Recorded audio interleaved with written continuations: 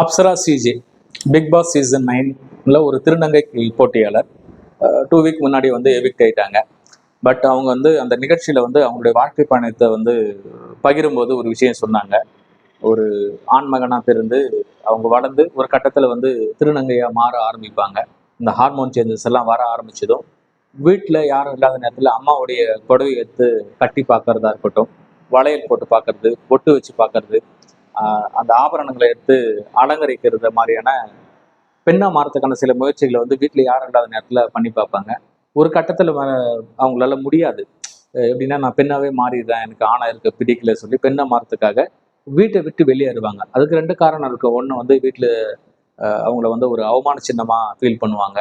இல்லை வந்து வேற மாதிரியான ஒரு ஃபீலிங் இருக்கிறதுனால அவங்க கலந்து போயிட்டு அந்த அந்த குரூப் ஆஃப் கம்யூனிட்டி கூட போய் ஜாயின் பண்ணிப்பாங்க. அங்கே போயிட்டு அவங்க அந்த சர்ஜரி பண்ணிக்கிட்டு பெண்ணா மாறிட்டு அப்படியே இருந்துட்டு போயிடுவாங்க.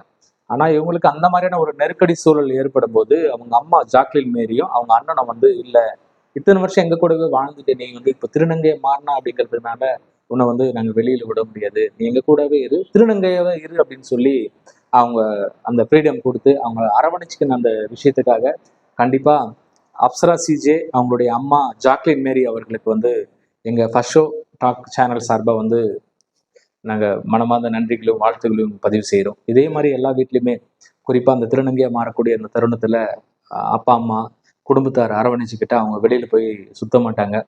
திருநங்கைகள் வந்து இன்னும் கொஞ்சம் கௌரவிக்கப்படுவாங்க.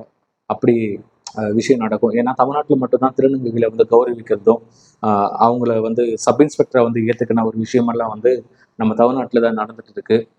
ஸோ வந்து அந்த நிகழ்ச்சியை பார்த்தவர்களும் சரி, இந்த வீடியோவை பார்க்குறவங்களும் சரி, உங்கள் வீட்டில் யாராவது அது மாதிரி இருந்தால் தயவு செய்து அவங்கள வந்து ஒரு அவமான சின்னமாக ஃபீல் பண்ணாதீங்க. அது ஹார்மோன் சேஞ்ச் எப்படியாக இருந்தாலும் அவங்க வந்து நீங்கள் பெற்ற பிள்ளைகள் தான். தயவு செய்து அவங்கள அரவணைச்சிக்குங்க, உங்கள் அன்பை செலுத்துங்க. அவங்க எங்கே போக மாட்டாங்க, உங்க கூடவே இருப்பாங்க. அவங்க நிறைய சாதனைகள் பண்ணி உங்களை கௌரவப்படுத்துவாங்க அப்படிங்கிறதுக்கு எந்த மாற்று கருத்தும் இல்லை அப்படிங்கிறதுக்காக தான் இந்த வீடியோ. நன்றி, வணக்கம்.